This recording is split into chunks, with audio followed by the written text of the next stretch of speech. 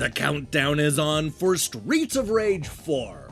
After a 24-year hiatus, Axel, Blaze, and the rest of the Bare Knuckle gang are back with the sequel we've all been waiting a quarter century to play, and it's coming out on April 30th. That's right, Streets of Rage 4 will be hitting modern consoles at the end of this month.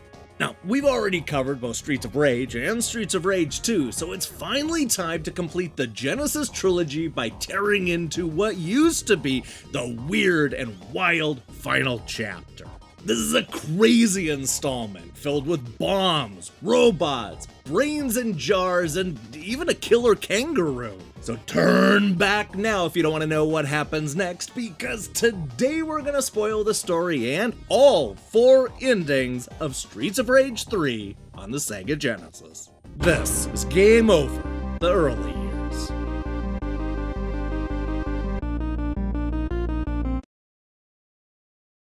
The countdown is on. Wait, no, didn't I just say that? In the case of Streets of Rage 3, the countdown is literal. The good news is that Skate, Axel, and Blaze were able to stop the warehouse bomb before it blew up. Unfortunately, this means that a new, mechanized character named Zan is probably also right that an evil syndicate has plans involving robots. We'll get back to what that means in a moment, but first we need to punch our way out of the not blown up warehouse and get to safety. This leads to the docks, which is where we meet Shiva for the first time. He's gonna be important for one of the endings, but for now, we kick his ass and watch a mysterious punk with a jetpack swoop in and take him away. Now, while Shiva may have escaped, Blaze thinks that she knows where to go next. This involves raging through the streets, because it's right there in the title. It's here where we meet up with Bruce and his fighting kangaroo. It's probably worth mentioning right here that Rue ends up becoming a playable character in Streets of Rage 3, but seeing as he's not included in any of the endings, I think this is going to be the last time we reference him. As it turns out, Blaze was taking us straight to the Blue Island nightclub. Of course, there's no time to dance because we have gang members attacking from all sides, followed by a 3-person brawl with Lisa and Mona, who have matching choreography and attack with electricity. Shocking. We learn from a note at the bar that the syndicate has kidnapped the chief of police and is holding him in a new, soon-to-be-built mall. But why? That's something we're gonna find out as Blaze fights thugs in the construction site, gets chased by a bulldozer, and rides the first of the game's 2 elevators. This takes us directly to a fight with... Wait, is that Axel? Yeah, that's right, it's Blaze versus Axel, which doesn't make a whole lot of sense because Axel is in this adventure with us. I mean, he's off screen right now, but the cinemas clearly suggest that the group is traveling together. So, who could this Axel be? Well, it turns out that Dr. Zan was right, and it's a robot. The Syndicate has been creating realistic robots in hopes of tricking the masses. Now, Skate understandably worries that Dr. Zan is a pro-robot kind of guy leading the Bare Knuckles crew into a trap. But don't worry, because our main girl Blaze pushes back. The foursome agrees to continue fighting on, which means investigating a factory with 2 rows of train tracks. You would think that this would lead to like a fight with a factory worker or a train operator, right? Well, no, because the tracks ultimately take us to Yamato, a heavily armored samurai commanding 2 identical clones. Sure, why not? As it turns out, Yamato is guarding the entrance to the Syndicate's evil headquarters. This is a massive estate located across the river from the city. It's also where we find the game's 2nd elevator, which takes us directly to Mr. X, the main villain behind the entire Streets of Rage series. Wait a second, that's not Mr. X, it's a robot. You heard me, the twist is that Mr. X is actually Robot X. Now, here's where things start to get a little complicated. If you play through the game on easy, this is the final stage. We beat up Robot X and are treated to, well, this unsatisfying ending.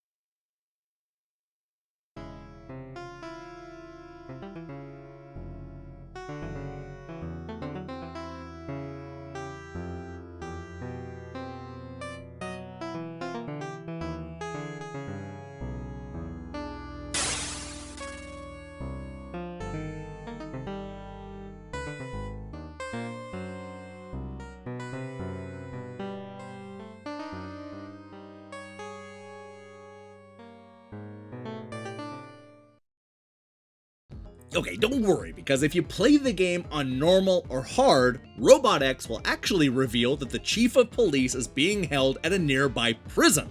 That's the good news. Unfortunately, the bad news is that you only have 60 seconds to rescue him before the bomb explodes and poisonous gas is unleashed. Ooh, this is another crossroads moment for the player, because what happens here will ultimately change the fate of these characters. So just to get it out of the way, we're going to assume that we don't save the chief in time and he dies in one of the more emotional cinemas. We now know that Mr. X has replaced the real chief of police with a doppelganger. So we bust in on the fake one giving an important speech and reveal that we have actual evidence that the real chief of police is dead. Ooh, this prompts the imposter to turn into Shiva, who we fought all the way back in level 1. See, I told you he was going to be important. Anyway, we beat him down, and this is what happens next.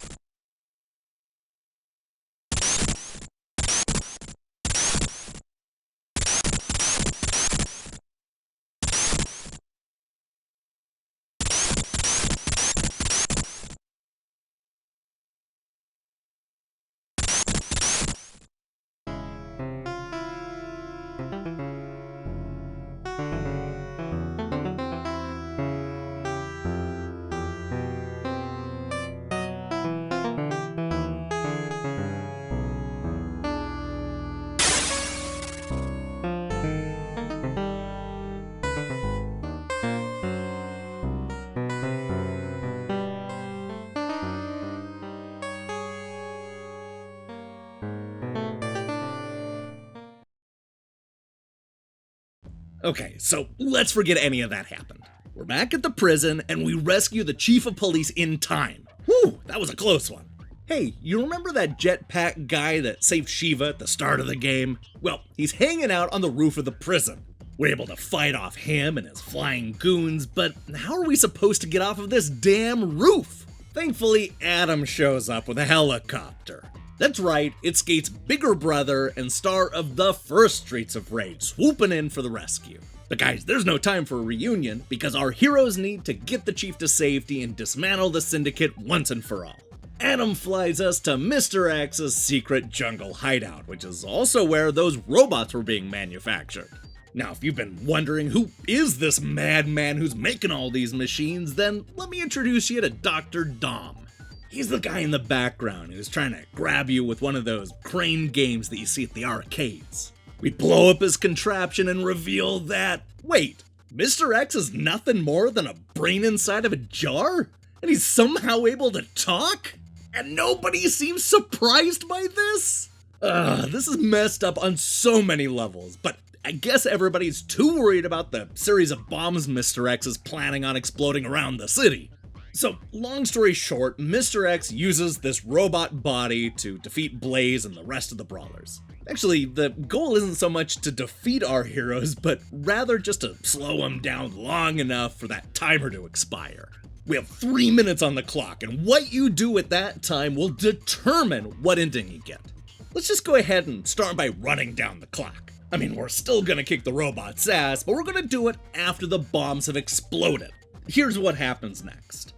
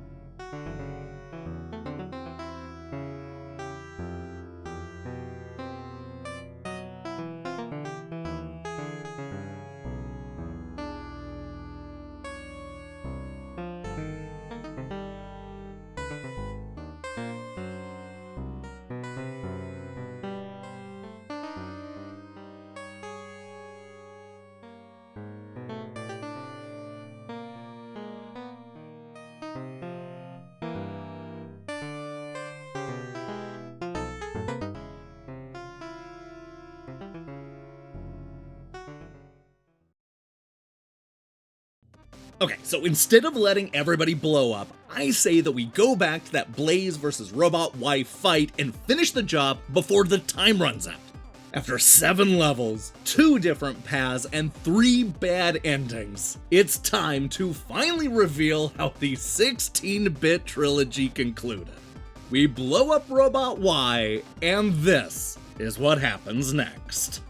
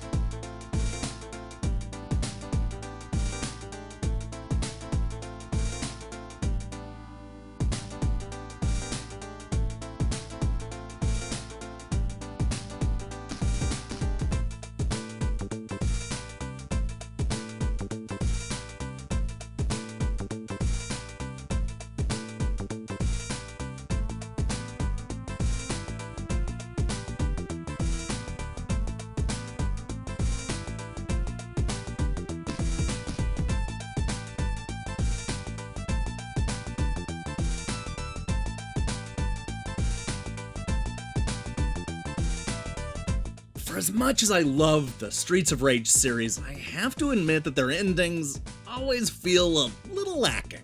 Even here, where there were 4 different endings in total, the conclusion just doesn't feel all that important. That said, I really like how much story they added to this game. While the actual ending isn't a home run, everything that got us there is pretty good. I like all the twists and reveals, along with the diverging paths that you can take.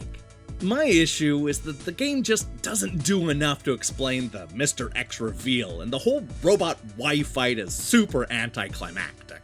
In the end, they don't really do all that much with the clone idea, and that's a shame. Now, it's probably worth mentioning that the Japanese version of Bare Knuckle 3 has a completely different story. It involves an international conflict that sees General Ivan Petrov being kidnapped and replaced, as well as an experimental weapon that killed like 30,000 people and wounded 80,000 more. The stakes are a lot higher, which is one of the reasons why the bad ending has us go into the White House in order to unmask the doppelganger. They ditched all that war stuff in order to make the American version more about the city and the syndicate. More than anything else, though, I'm excited to see how the upcoming sequel connects to Streets of Rage 3 and Bare Knuckles 3. Or will it? I can't wait to find out when Streets of Rage 4 hits PlayStation 4, Xbox One, Switch, and PC on April 30th. Guys, that's next week. And I mean, I certainly can't think of a time better suited for hitting the streets than when you're stuck indoors. Can you?